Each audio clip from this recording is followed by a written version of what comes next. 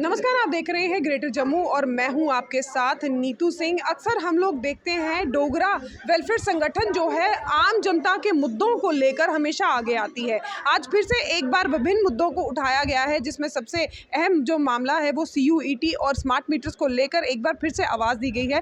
क्या कुछ कहना चाहते हैं, जानने की कोशिश करेंगे डोगरा वेलफेयर संगठन के प्रेसिडेंट अमित कपूर जी से। अमित कपूर जी, CUET को लेकर आज आपने बात की है, आज आपने फिर से एक बार स्मार्ट मीटर को लेकर बात की है। ऐसे मुद्दे आप अक्सर लेकर सामने आते हैं, आज फिर से आप सामने आए हैं, क्या कुछ कहना है? देखिए मैम, मैं एक चीज़ कहना चाहता हूँ कि पूरे देश में न्यू एजुकेशन पॉलिसी 2020 और स्मार्ट मीटर कहीं पे भी लागू नहीं किए गए। सबसे पहले एक्सपेरिमेंट और प्रैक्टिकल कहाँ किया गया? जम्मू कश्मीर में। और जम्मू कश्मीर की बात करूं तो CUET के नाम से आप जानते हो कितना बड़ा घोटाला हुआ। बच्चे घर में बैठे हुए थे, रात को 2 बजे का पेपर उनको मैसेज आता था सुबह पेपर है अमृतसर में, तो बच्चे पेपर नहीं दे सके। कई बच्चों के साथ खिलवाड़ हुआ, वो भी फेल हो चुकी थी CUET की पॉलिसी। और वहीं स्मार्ट मीटर की बात करूं तो स्मार्ट मीटर जब से जम्मू कश्मीर में लगे, जब से प्रीपेड सिस्टम स्टार्ट किया, तब से लोगों के 200 रुपये का बिल जो है वो 5 से 10 हज़ार में तब्दील हो गया। यानी कि दोनों पॉलिसी जो है वो फेल हो चुकी हैं। मैं भाजपा की बात करूं तो भाजपा ये कहती थी कि जम्मू के डोगरों के साथ भेदभाव होता है, जम्मू के डोगरों के साथ सौतेला व्यवहार होता है और कश्मीर को अलग नज़र से देखा जाता है और जम्मू को अलग नज़र से देखा जाता है। आप बात करते हो 1 नेशन 1 इलेक्शन की, मैं बात करता हूं जम्मू कश्मीर की, कि जम्मू कश्मीर में कम से कम जम्मू कश्मीर में तो एक कानून से एक आंख से देखा जाना चाहिए, दोनों आंखों से, लेकिन जम्मू कश्मीर को अलग अलग आंख से देखा जा रहा है। जम्मू कश्मीर में रूल्स कुछ और हैं, कश्मीर में रूल्स कुछ और हैं। अब कैसे मैं ये कहता हूँ, कश्मीर के बच्चों के लिए पोर्टल खुले हुए हैं, कश्मीर के बच्चों को कश्मीर में एडमिशन दी जा रही है, लेकिन जम्मू में जबकि अभी क्लासेस लग जानी चाहिए थी, अभी कॉलेजेस में क्लासेस लग जानी चाहिए थी, लेकिन अभी एडमिशन का प्रोसेस ही इनका पूरा नहीं हुआ। अभी भी 15 से 20 दिन और लगेंगे। अभी भी 40 to 50% बच्चों को एडमिशन दी गई है जम्मू में, और 40 to 50% बच्चे जो हैं वो दर बदर हो रहे हैं। क्यों लगता है कि इन बच्चों के साथ ऐसा भेदभाव किया जा रहा है? वही समझ नहीं आ रही कि आप मुझे बताइए, जहाँ तो इनको कोई सलाह देने वाले नहीं, इनके एडवाइज़र नहीं। मैं बताना चाहता हूँ कि जब हमारे कश्मीरी भाइयों को कश्मीर से निकाला गया था तो उनको क्या किया गया था, वहाँ के स्टाफ को भी यहाँ पे लगाया गया था। इवनिंग शिफ्ट कॉलेजेस में, स्कूलों में लगी थी, और यहाँ के बच्चों को भी इवनिंग क्लासेस के लिए लगा दिया गया था, ताकि बच्चों की पढ़ाई जो है वो खज्जल ना हो। अगर आपके पास कॉलेजेस कम हैं, अगर आपके पास बच्चे डोगरे जम्मू के ज़्यादा हो चुके हैं, तो आप इवनिंग क्लासेस लगाइए, बच्चों को राहत दीजिए, 1 टाइम कंसेशन दीजिए। जब पूरे देश में अभी न्यू एजुकेशन पॉलिसी इंप्लीमेंट नहीं हुई तो जम्मू कश्मीर के ऊपर एक्सपेरिमेंट क्यों किया जा रहा है, जबकि आपकी पॉलिसी जो है वो फेल हो चुकी है इंप्लीमेंट करवाने में। CUET की पॉलिसी फेल होगी, तो जम्मू के बच्चों के साथ भेदभाव ना किया जाए।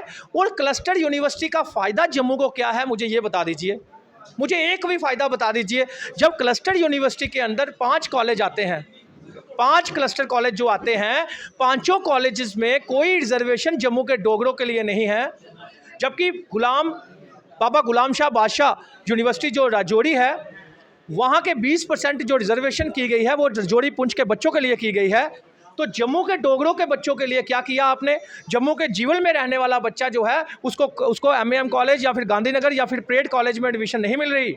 जिस बच्चे ने मेडिकल रखना था उसको आर्ट्स दिया जा रहा है, जिस बच्चे ने हिंदी पढ़नी थी उसको पंजाबी बोली जा रही है, जिस बच्चे ने पंजाबी पढ़नी थी उसको उर्दू बोला जा रहा है, जिस बच्चे ने कुछ और पढ़ना था उसको कॉमर्स पढ़ना था उसको आर्ट्स दिया जा रहा है। तो इस तरह की, मैं कहूँगा कि अंधेर नगरी चौपट राजा वो हिसाब हो चुका है जम्मू कश्मीर का। जब कश्मीर के बाबू लोग अपने बच्चों के लिए लड़ सकते हैं, अब वहाँ के लीडर अपने बच्चों के लिए लड़ सकते हैं, तो जम्मू के डोगरों के बच्चों का फ्यूचर क्यों बर्बाद किया जा रहा है? मैं भाजपा के लीडरों को कहना चाहता हूं, कांग्रेस के लीडरों को कहना चाहता हूं, जितनी भी पार्टीज हैं उनको कहना चाहता हूं कि आपके पास कोई भी ऐसा मुद्दा लेकर कोई नहीं आया। जब मेरे पास बच्चे आ सकते हैं, उनके माँ बाप आ सकते हैं, कि कॉल्स आ सकती हैं, आप तो ओपन दरबार लगाकर भाजपा लीडर्स के साथ बैठी होती है, कि आपके पास कोई मुद्दा ऐसा नहीं आता? या जम्मू के डोगरों को ख़त्म करने की साजिशें रची जा रही हैं? जम्मू के साथ सौतेला व्यवहार हो रहा है, 1 टाइम कंसेशन दी जाए। स्मार्ट मीटर की बात करूं तो स्मार्ट मीटर मैडम पूरे देश में नहीं लगा, सिर्फ जम्मू में, सिर्फ जम्मू कश्मीर में। कश्मीर की बात करूं तो कश्मीर वाले भी नहीं लगने दे रहे, लेकिन जम्मू की बात करूं तो जम्मू में हमारे एमडी साहब कह रहे थे, मैं एमडी साहब को पूछना चाहता हूँ, इतनी कौन सी मजबूरी आन पड़ी, इतनी कौन सी मजबूरी आन पड़ी एलजी साहब, एमडी साहब, प्रिंसिपल सेक्रेटरी साहब, कि आपको कॉरपोरेशन के अंडर लेना पड़ा, जबकि जो बिजली का निर्यात है वो जम्मू कश्मीर में है। मैडम 9 प्रोजेक्ट रनिंग पे हैं, 25 साल सलाल जो प्रोजेक्ट है, 25 साल का एग्रीमेंट जो है वो कंप्लीट हो चुका है।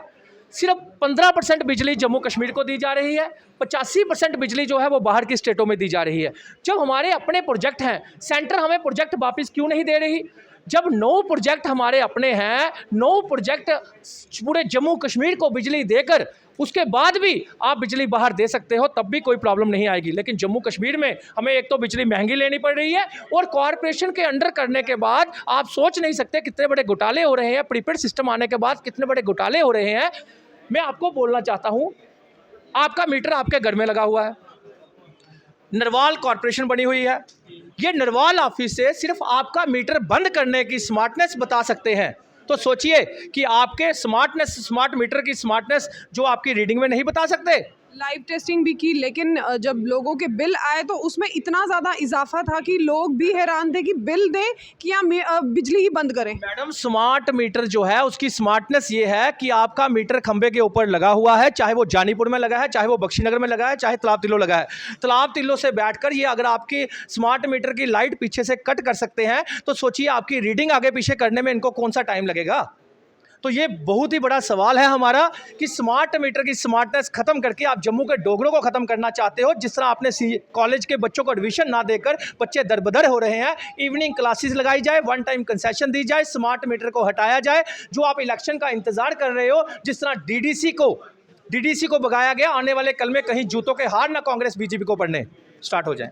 तो जैसा कि आपने सुना, यहाँ पर अमित कपूर जी जो प्रेसिडेंट हैं डोगरा वेलफेयर संगठन के, जिनका ये साफ तौर पे कहना है कि बच्चों के भविष्य को लेकर सरकार को सोचना चाहिए और जिस तरह से स्मार्ट मीटर यहाँ पर लग रहे हैं उस धांधली को भी रोकना चाहिए। इसी तरह की अपडेट्स के लिए जुड़ रही है ग्रेटर जम्मू के साथ कैमरामैन अजय साधु के साथ मैं नीतू सिंह, ग्रेटर जम्मू के लिए धन्यवाद।